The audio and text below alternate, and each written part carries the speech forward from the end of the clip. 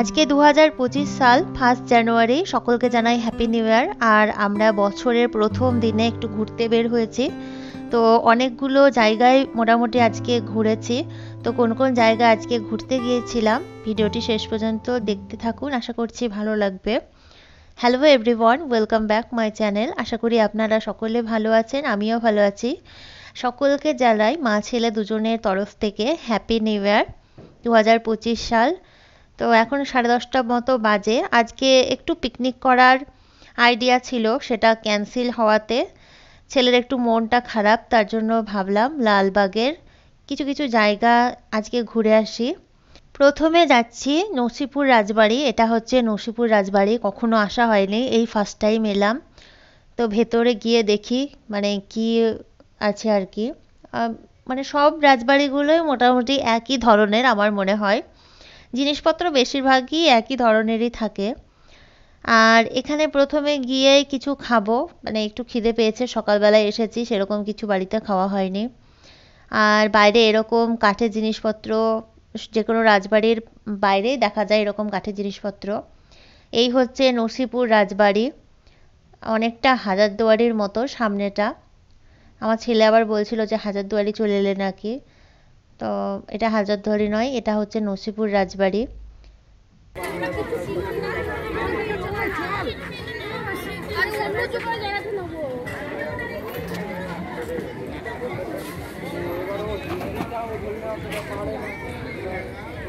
সকালের কাজবাজ সেরে স্নান করে আসতে গিয়ে আর কিছু তেমন খাওয়া হয়নি, শুধু তিনজনে তিনটে ডিম সেদ্ধ, বাদাম টাদাম এইসব খেয়েছিলাম। এখন কটা ঝালমুড়ি খেয়ে নিচ্ছি, তারপর ভেতরে যাব।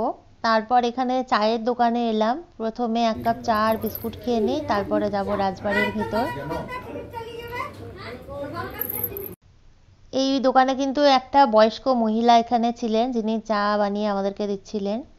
এখানে রাজবাড়ির সামনে বাবা ছেলের একটু সেলফি তুলে দিচ্ছিলাম।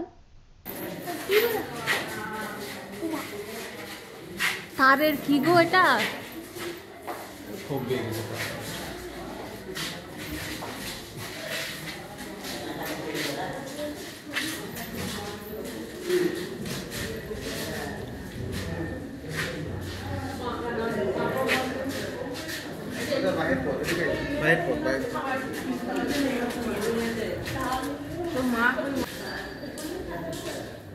এ বাথটব প্লাস্টিক, না না প্লাস্টিক নয় গো।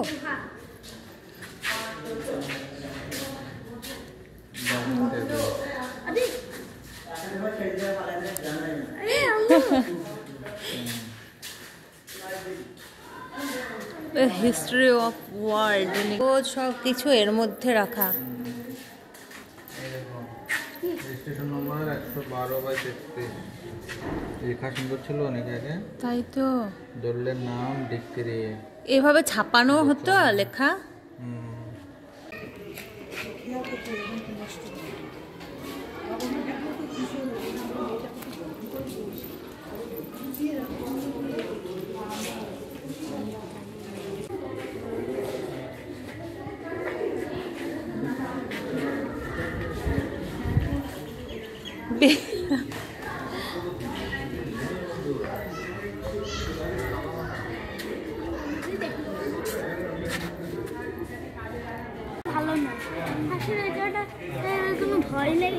বন্ধ করে দিয়েছে, ফাঁসির ওই জায়গাটা বন্ধ আছে, দুর্ঘটনা ঘটেছিল বলছিল না, জানি না।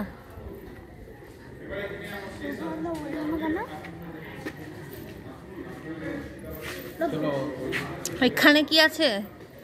ও সোম মন্দির। হ্যাঁ কি? হ্যাঁ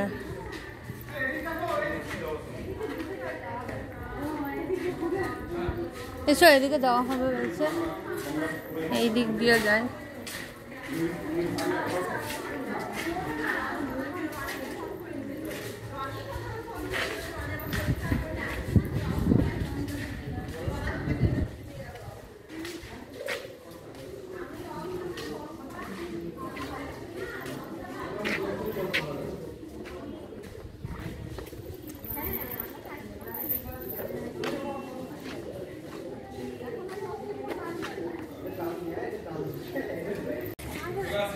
হচ্ছে এদিকে দেখবেন রাধা কৃষ্ণ রয়েছে, জগন্নাথ বলরাম সুভদ্রা গোপাল আছে, নারায়ণ সিংহ রয়েছে, মহাদেবের ছবি আছে।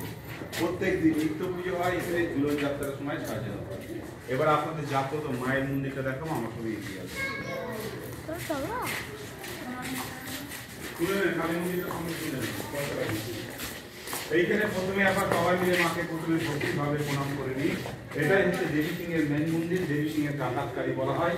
দেবী সিং কোনো জায়গায় খাজনা আদায় করতে গেলে মাকে পুজো করে যেতেন, ফিরে আসবার সময় ঘুরিয়ে পুজো দিতেন। কালী, দুর্গা, লক্ষ্মী একটাই মাকে তিনটি রূপে পুজো করে। কোষ্ঠী পাত্রের ডাকাতকারী, এখানে যে যা মানসিক করে আজও সফল হয়। যে যা পারবেন কিছু মায়ের নামে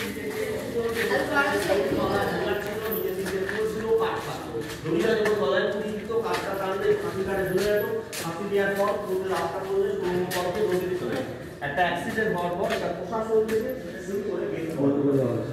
এটা পুরো গঙ্গার সাথে কানেক্টেড, নদীতে চলে যেত, বাইরে কোনো জানতো না। তুমি মনে হয় মূর্তি করে ঢুকে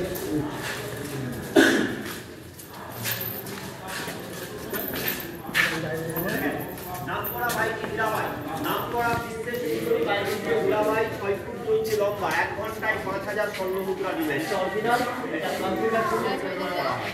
এটা রাজা দেবী সিং বাড়ির মালিক। এটা দেবী সিং ভাইয়ের ছবি এটা আছে। এটা বিশেষ করে লড়াই হচ্ছে ইনাদের বঙ্গবন্ধুর জীবিত আছে। আমাদের এটা সরকারি থানা, ব্যক্তিগত বান্ধব না। আপনারা যে টিকিট কাটছেন টিকিটের পাশে এই যে পাশের কাজটা দেখেন, আজ থেকে 250 বছর আগে ইংরাজি বা বঙ্গকারা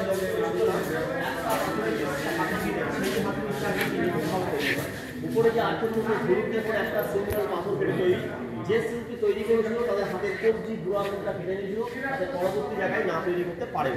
এটা রামচন্দ্র দেবের মন্দির, ভিতরে 6টা মূর্তি আছে, 3টি অষ্টধাতু, 3টি সোনার। এখানে সব থেকে বড় উৎসব হয় ঝুলন, 5 দিনের জন্য। এটা দেবী সিং এর বর্তমান সোনার মূর্তি আছে, এখানে লেখা আছে হয়তো।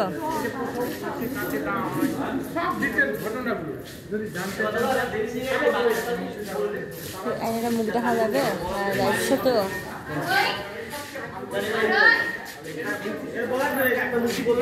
রামচন্দ্র এবং দেবী সিং এর কালী মূর্তি, যার মন্দিরটা কাছ থেকে দেখাবো, তার গম্বুজটা, গম্বুজের ছবি তুলুন আর মন্দিরের ছবিটা কাছ থেকে।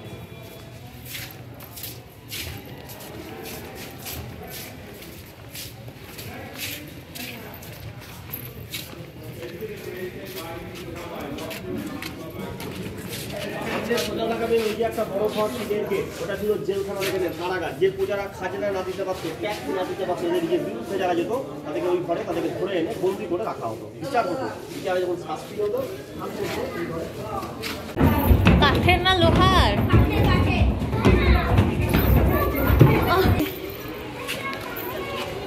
ঝর্ণা আছে এখানে আবার। স্টেট ব্যাংক ছিল তখন, ছিল তাই সেটা অন্য।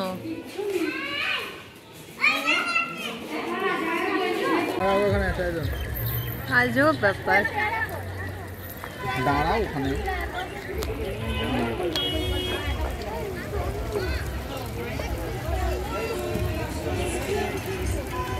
তো ওখানে নরসিংপুর রাজবাড়ি দেখার পরে এখানে এলাম জগৎ শেঠের বাড়ি। এটাও কোনোদিনও দেখা হয়নি। তো সামনে এটা হচ্ছে জগৎ শেঠের বাড়ি। এখানে গাড়ি পার্কিংয়ের ব্যবস্থা করা আছে। এখানে কিছু মানুষজন পিকনিকও করছিলেন। তো এখন ভেতরে যাব। আর এখানে প্রবেশ মূল্য 30 টাকা। 30 টাকা দিয়ে এখানে ঢুকতে হবে, বাচ্চাদের টাকা লাগে না।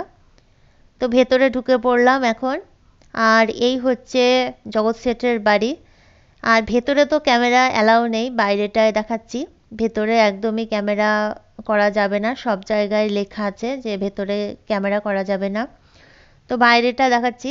তো এখানে জগৎ শেঠের বাড়ি ভেতরটা দেখা কমপ্লিট হয়ে গিয়েছে। এখন আমরা এলাম হচ্ছে কাঠগোলা বাগান। এখানে গাড়ি পার্কিং করা হলো। আর এখানে মানে এখন তো সর্ষে ফুল ফুটে গিয়েছে, চারিদিক হলুদ, পরিবেশটা দেখো কত সুন্দর লাগছে। আর এখানে সামনেই আছে স্টেশন, লালবাগ স্টেশন। তো এখন যাচ্ছি হচ্ছে আমরা কাঠগোলা বাগান। এখানে টিকিট করা হলো, প্রবেশ মূল্য 40 টাকা। বাচ্চাদের 8 বছরের নিচে কোনো টিকিট লাগে না।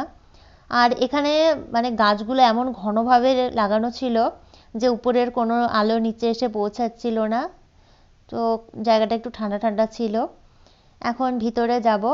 আমরা প্রথমে মা ছেলে দেখে নিয়েছি জায়গাটা। গত 2 বছর আগে এসেছিলাম আমার মা দাদাদের সঙ্গে, তখন এসে ঘুরে গিয়েছিলাম, কিন্তু হাজব্যান্ড দেখেনি, তো ওকে নিয়ে এলাম দেখতে। ও ফার্স্ট টাইম দেখছে আর আমরা দ্বিতীয়বার এখানে দেখছি।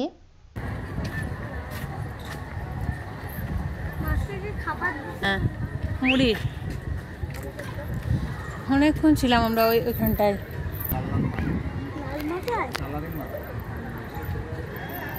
কালারিং মাছ আরেক জায়গায় আছে তো। এটা হলো কি মিনি ঝর্ণা, মিনি ঝর্ণা।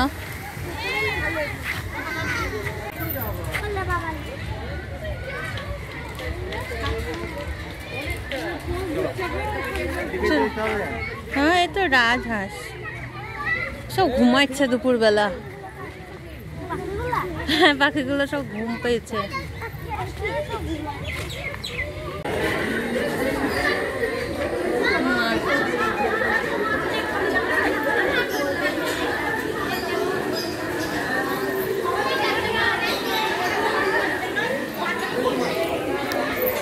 কিচির মিচির কিচির মিচির।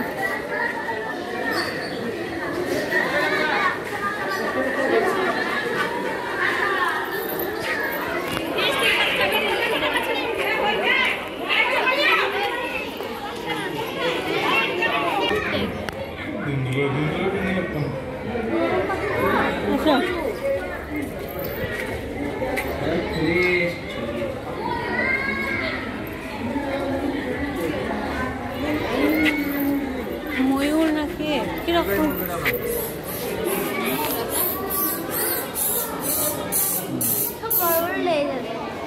মাঝে মাঝে ক্যামেরাটা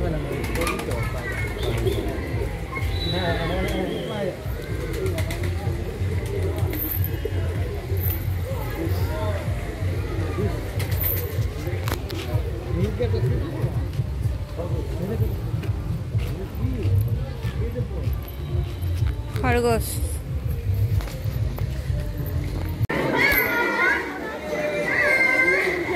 আছে লঞ্চ আছে, জানো লঞ্চ।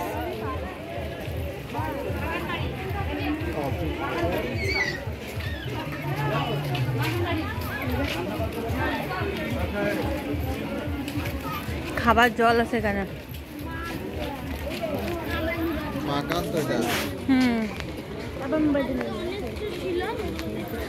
বাগান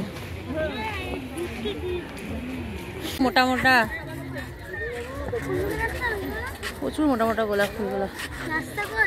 ওইটা রাস্তা।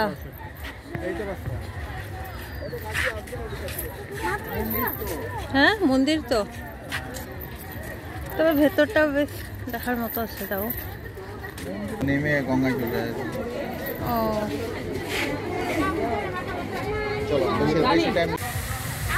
ওরে বাপরে, এদিকে হাওয়াতে এদিকে।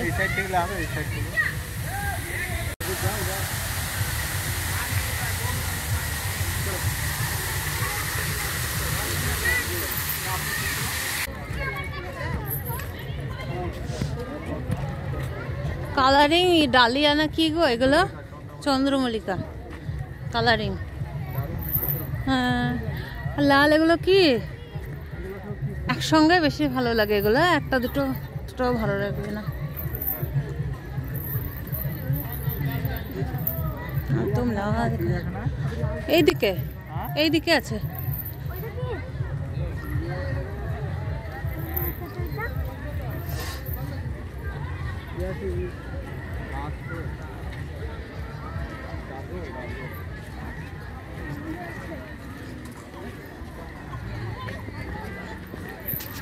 তো ঘোরাঘুরি দিয়ে আজকের 1 জানুয়ারি কাটিয়ে দিলাম। কমেন্টে জানিয়ে যাবেন আপনাদের 1 জানুয়ারি কেমন কেটেছে। আশা করছি ভালো কেটেছে।